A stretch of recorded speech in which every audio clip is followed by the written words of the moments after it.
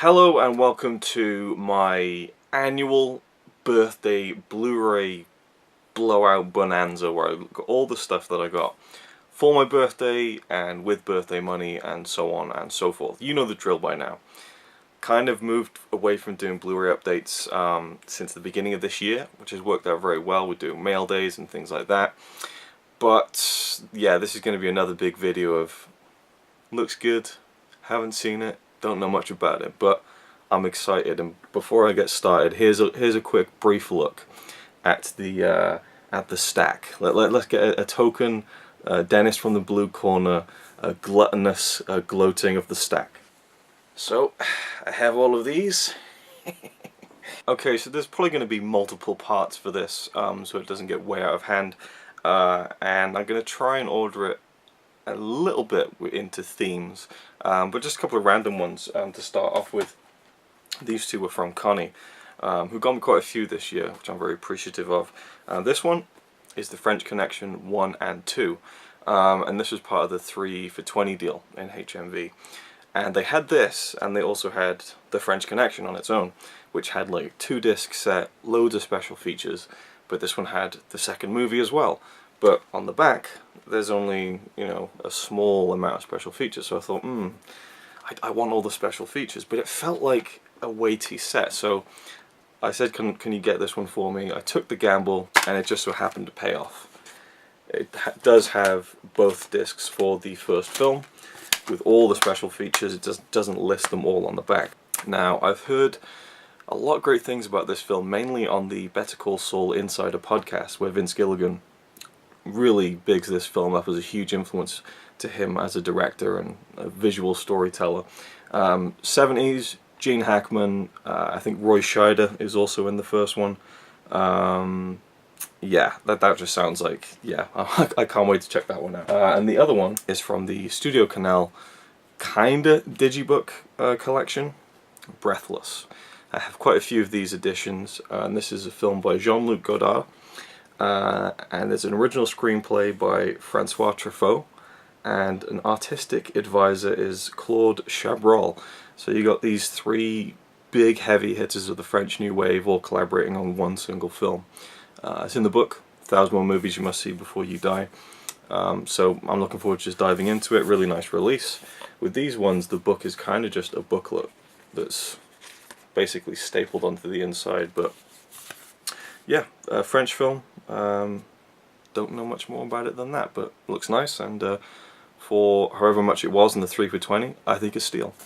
Now, the premium collection in HMV recently went down to 2 for £15. Now, I've bought a few of those when they were 2 for £25 and 2 for 15, £7.50 a title.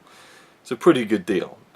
So Connie very graciously got me 4 of those, and I'm not sure what order these are in, but I'll tell you when I get to them. But I picked up a few more with birthday money. So the first one is Jeremiah Johnson. Sole reason I bought this film, well, yeah, the main reason I bought this film was because this is Stone Cold Steve Austin's favorite, or one of his favorite films that he bigs up. And whenever anyone asks him on his podcast, what's your favorite film, he goes, I don't know, Jeremiah Johnson. So I've always wanted to see it. Robert Redford, I've become quite a big fan of him from watching classics like Butch Cassidy and The Sting, and then seeing him in more recent films like Winter Soldier and The Discovery. So I'm looking forward to seeing another classic Robert Redford film. Don't know much about it apart from that, but looks cool. Kind of a wilderness movie. Man versus nature, perhaps, who knows. This one, more recent film, is Blow, starring Johnny Depp, and I actually saw this about 10 years ago. I bought it on DVD on a whim from Blockbuster, and I thought it was a great film at the time. The ending just took my breath away, like it was a real gut punch, based on a true story of this drug runner, and yeah, I remember really liking this one, so kind of a no-brainer to pick it up. It's not one I would have been like, oh, I need to pick that up straight away, but bunch of special features, commentary with the director, and the real guy who the movie is based on. And of course, you know, Johnny Depp, in my opinion, is a great actor, and another one of his really good performances. Then we have a film that's in the collection that I kind of thought, not interested, but I needed something to kind of make up the numbers, and the more I looked at it, the more I thought, do you know what? It might be pretty good. And it's set on one of Jupiter's moons, and is it from the 80s? From 1981, and it stars Sean Connery, Outland. This is either going to be terrible or it's going to be awesome, and I love space movies. Me and Connie love space movies, so I think we'll watch this one together. I kind of have high hopes for it just because, I don't know, I've kind of been feeling like my initial writing off of this might have been a big mistake, and who knows, but Sean Connery is always very, very entertaining, and sci-fi, 80s, yeah, I think I'm going to enjoy it either way. And then finally, the fourth one that I picked up myself is The Dirty Dozen, and this was talked about quite a bit when Rogue One was coming out. And it's one of those films that, you know, you always hear about, The Dirty Dozen, Guns of Navarone, you know, The Great Escape, those classic war movies. And this one has a really good cast. Lee Marvin, Ernest Borgnine, who I love, Charles Bronson, you know, John Cassavetes. So yeah, lots of really good actors in this. And what really sealed the deal was that it includes the sequel, which has quite a few of the original cast members returning. There's a commentary, there's documentaries, all sorts of good stuff. But throw a bonus movie on there, I'm all in. I do have an appreciation for war movies, but I do need to get in the mood for them. So, and it's definitely a gaping area in my film knowledge is kind of classic war movies, and they're never ones I want to go to. Like, oh, I really want to watch a war movie, but once I do sit down and watch those classic war movies, I really enjoy them. So these are some of the ones that Connie got for me. The first one, The Adventures of Robin Hood, classic Errol Flynn. Never seen this one. It's in the book, 1,001 Movies You Must See Before You Die, so I had to see it. Had to get it, and I'm really intrigued to see it. It's Robin Hood's this, again, just a black hole in my film knowledge. I don't think I've seen even the Disney film in full form, not that I can remember it anyway. Even the Mel Brooks film, I've only seen pieces of, so I'm kind of a Robin Hood newbie, so I think this is probably the best place to start. I'm looking forward to it. Errol Flynn is just one of those kind of classic names from the 30s, you know, classic Hollywood, and what does this one have special features wise? Not too many, but this is one of the ones I'm really looking forward to more than most of the other ones in the premium collection, I think. The classic King Kong. So happy to finally own this film. We watched this for the first time and reviewed it as part of the Epic Film Challenge 2 last October. I think this is one of the best films ever made. It was so revolutionary for its time. One of the first films to use a proper score. You know, the special effects are superb. This is just an incredible film. That really blew me away. I thought it was going to be great, but it was a masterpiece. It really is just a towering pillar of cinema, in my opinion. I really want to get the American Digibook, but I think that's long gone now as far as being in print, and basically has the same cover, has a booklet as well, unlike the other ones which have postcards, and it has a commentary with Harryhausen. It has the making of documentary that I think is like a feature-length kind of you know, big making of doc. Just awesome. So glad to own that finally. And then we can kind of segue here into something else. This is another one from Connie, and it is Jason and the Argonauts. I saw clips of this on the TV when I was a kid and was entranced by the effects. I've never seen it in full, and I'm really looking forward to well, I guess it's kind of revisiting it, but discovering it all over again properly, I think, is the best way to put it. And another thing that kind of swayed my thinking of wanting to get this as a birthday present was there's a commentary with Ray Harryhausen, but also with Random William Cook, who worked on Lord of the Rings films, and Peter Jackson. I really want to listen to that audio commentary because I know he's a big Harryhausen fan. And there's loads of other stuff. A Harryhausen interview with the interviewer being John Landis. I mean, it just sounds like a geek's dream on the special features. So this is kind of a Harryhausen themed film, and to go along with that, I have my soul present from my mum. Oh boy, it is the Sinbad trilogy. what an incredible box set. This is from Indicator, and I love this kind of what do you even call it, like half slip cover. It's just a really nice addition to the packaging. This is what 1,741 of 6,000, and this is very much a celebration of all things Harryhausen. You know, there's tons of special features. Check out all the special features on there. There's no room for the synopsis even. There's commentaries, I believe. There's 4K restoration, 2K restoration, new interviews, old interviews, documentaries, a nice booklet, and so on. And just a stunning set. Let's take a look at the covers, which just look, you know, Seventh Voyage of Sinbad. Love these old classic covers. The Golden Voyage of Sinbad. And again, I've seen clips of these movies, never seen them in full. And Sinbad and the Eye of the Tiger, which has got a bit of flack on the forums for having apparently a subpar transfer, and then we've got a nice booklet there with the man himself. And of course, if you're unaware, he's not the director of these films, but he did all the iconic special effects.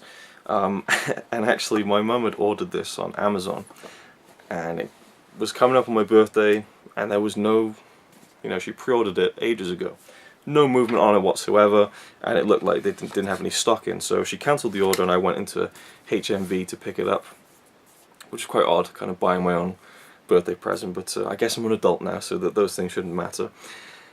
And they had one on the shelf in HMV in Cardiff, and it was half open, the cellophane was ripped off, this was kind of hanging off, and I was like, do you have any other copies of this? And she's like, oh, it looks like someone tried to steal that. So she went in the back. There was one more copy, and there was something rattling inside. Luckily, it was just one of the DVDs, so can't wait to watch those films. And then the fourth, to kind of go back, premium collection title that Connie got for me was Casualties of War, starring Michael J. Fox and Sean Penn. Now, this is a Brian De Palma film.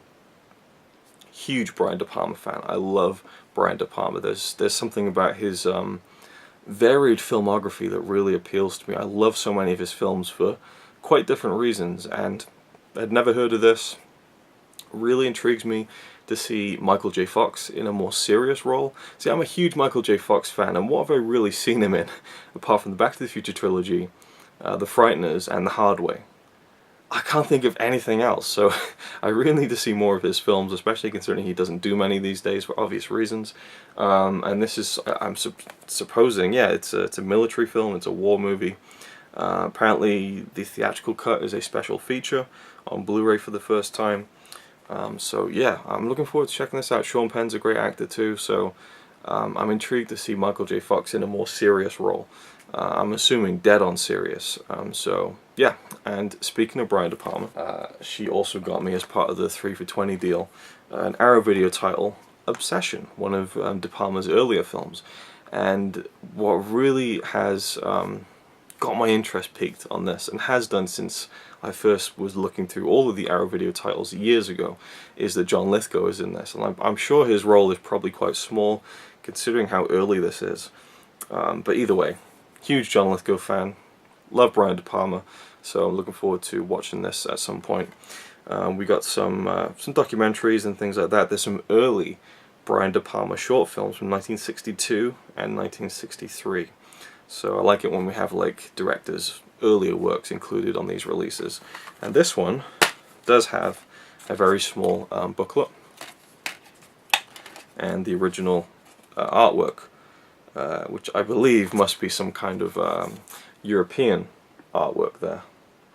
So yeah, and to continue with the Brian De Palma theme, this is just something I did trade with someone, but I figured it was appropriate seeing as we had a couple of Brian De Palma films. And Wayne, thank you very much. I did a trade with this guy on Facebook. I sent him the Indicator release of 10 Rillington Place. Is it 10 Rillington Place or 10 Rillington Lane? Anyway, I had a couple of spare copies of it, so I sent that to him, and he sent me this, and I'm over the moon with it.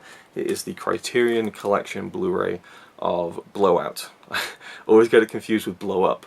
Brian De Palma film, and this is also in the Arrow Video collection, and I've always wanted to get that one, but I knew it had a Criterion. I tend to always say to myself, if it has a Criterion, wait until I can pick that up. So I'm really happy with this. Thanks again, man. Awesome trade.